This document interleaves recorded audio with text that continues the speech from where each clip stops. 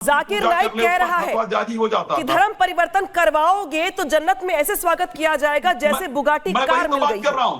तो क्या आज के मुस्लिम जैसा भी बात कर रहे थे कि हमको पाकिस्तान से क्या लेना है? अरे भाई, आपको लेबनान से तो लेना देना है, आपको इजराइल से तो लेना देना है। लेबनान में हमला हो रहा है नसरुल्लाह पर, तो आपको उससे लेना देना है। अभी तक जाकिर नाइक जब वक्फ बोर्ड का समर्थन कर रहा था तो आपको उसके लौटूंगी। हर जी सवाल मेरा सुन लीजिए, एक बार फिर से रिपीट कर रही हूँ मैं। जाकिर नाइक कह रहा है कि धर्म परिवर्तन करवाओगे तो जन्नत में ऐसे वेलकम किया जाएगा जैसे बुगाटी कार मिल गई हो। मतलब नौजवानों को ऐसे ख्वाब दिखा रहा है जैसे बरगलाया जाए, भड़काया जाए और धर्म परिवर्तन के प्रति आकर्षित किया जाए। इससे पहले आपका जवाब, फिर मैं जाऊंगी आदिल जी के पास भी, मुमताज जी के पास भी। कुछ कहना चाहते हैं बहुत देर से वो। अनामिका जी, मेरे को बस 3 से 4 पॉइंट रखने हैं प्लीज। मेरे को पैनलिस्ट मेरे को उसमें इंटरप्ट ना करें। और मैं उसमें क्या कहते हैं, जो हमारे आदिल हसन भाई हैं उन्होंने कुछ सवाल पूछे थे प्रधानमंत्री जी के दौरों के ऊपर, उसका भी जवाब देना चाहूंगा। सबसे पहले तो अगर मुसलमानों का सबसे बड़ा कोई दुश्मन है वो ये जाकिर नायक खुद है।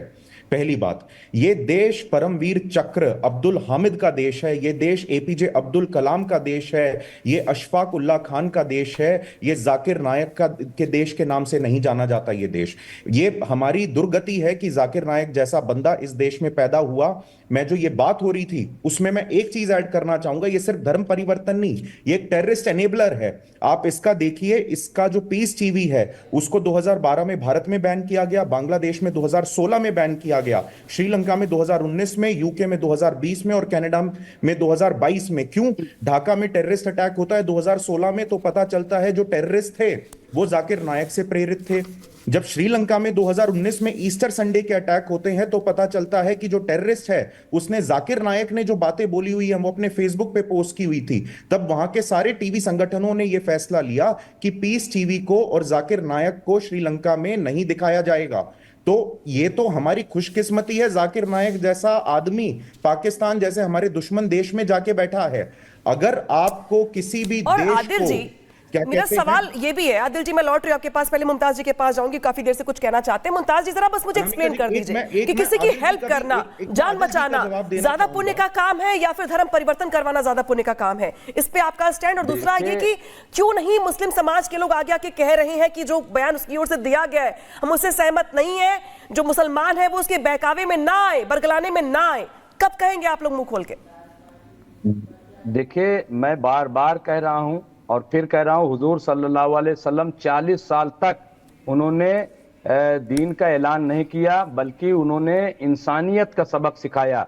और उन्होंने पत्थर खाए लेकिन उसका जवाब नहीं दिया। ये हमारा सबक है। इसलिए, और जैसा कि कहा कि हमारे यहाँ देखिए, ला इकराहा फिद्दीन, दीन में किसी किस्म का जबर नहीं है। दूसरा ये कि लकुम दीनकुम वले दीन, तुम्हारा दीन तुम्हारे साथ, हमारा दीन हमारे साथ। और तीसरा ये कि हमने कहा ना कि अगर नमाज में भी आप हैं, इबादत कर रहे हैं, तब भी जान आपको बचाना फर्ज है। तो धर्म परिवर्तन कहां से आ गया? इसलिए जो लोग ये बात कर रहे हैं पाकिस्तान, लेकिन आदिल जी समझ नहीं पा रहे। आदिल जी कह रहे हैं कि धर्म परिवर्तन जो है वो इतना गलत भी नहीं। आदिल जी, मेरा सीधा सवाल है आपसे। एक मिनट सुन लीजिए। डॉक्टर जाकिर नायक को चाहिए, डॉक्टर जाकिर नायक कह रहे हैं सबसे पहले पाकिस्तानियों को इंसान बनाया जाए।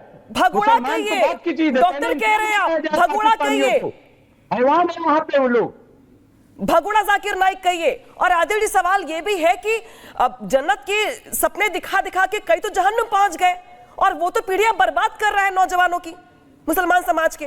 तो ये लोग कब कहेंगे, आप लोग आके सामने से आके कहेंगे कि भाई ये जो बयान है धर्म परिवर्तन को लेकर स्वीकार कहीं से नहीं है, हम इसका खंडन करते हैं, हम फतवे जारी करेंगे जुमे की नमाज के बाद, जैसे हर बार करते हैं हर अलग अलग मुद्दों को लेकर। राजनीतिक विश्लेषक साहब ने कहा एपीजे अब्दुल कलाम साहब का देश है, मीर अब्दुल हमीद साहब का देश है, हर जी ने कहा ये देश टीपू सुल्तान का भी है, ये देश फजले हक खैराबादी का है। जिस दारुल देवबंद की बात कर रहा है, चिटगांव से लेकर लाहौर तक ऐसा कोई दरख्त नहीं था जो हमारे उलेमाओं ने फांसी का फंदा चूमा, अंग्रेज के खिलाफ लड़ी और हुब्बुल वतनी, वतन के लिए लड़ना और वतन के सपोर्ट में लड़ना फतवा जारी हुआ। इसलिए हमें देशभक्ति का सर्टिफिकेट किसी मेरे से सवाल नहीं का चाहिए। जवाब, और आइए मेरे सवाल का जवाब, आदिल जी मेरे सवाल का जवाब को अच्छे से बतलाएंगे कि इस्लाम क्या कहता है। अभी रिजवी साहब ने कहा है कि लकुम दीनकुम वलिया दीन, ला इकराह फिद्दीन, इन्होंने कहा दीन में कोई जबरदस्ती नहीं है, न तुम्हारा धर्म तुम्हारे लिए, मेरा धर्म मेरे लिए। और हम इसलिए मेरा धर्म मैं मेरे लिए क्या है। पूछ रही हूँ आदिल जी, जवाब क्या दे रहे हैं? अगर ज्ञान दे रहे हैं। मैडम आप और संगीत रागी जी को बोलिए कि इस्लाम पर प्रवचन देना बंद करें। पहले आरएसएस चलिए आप ही दे दीजिए, चलिए बताइए क्या इस्लाम में आप लोग बताइए कि क्या किसी की मदद करना ज्यादा शबाब का काम है या फिर धर्म परिवर्तन करवाना? चलिए आप ही जवाब दे दीजिए इस्लाम को लेके। संगीत रागी को बोलिए कि अरे छोड़ दीजिए। मोहन भागवत पर चिंता करे, ओबीसी और दलित और आदिवासी को संघ प्रमुख कब बनाया जाएगा इस पर चिंता करे। इस्लाम का इतना चिंता जो क्यों सवाल करते पूछ रही हैं? उसका जवाब अपने दे नहीं घर रहे हैं खाना आप, खाए, संगीत रागी पे खिचड़ी चले खाना है गए। कि पुलाव खाना है? जो मैं पूछ रही हूँ मोदी उसका जी को जवाब बिरयानी दीजिए। खाना है, इस आपके पर चिंता इस्लाम में, करें। आपके धर्म में किसी की मदद करना ज्यादा शबाब का काम है या धर्म परिवर्तन करवाना?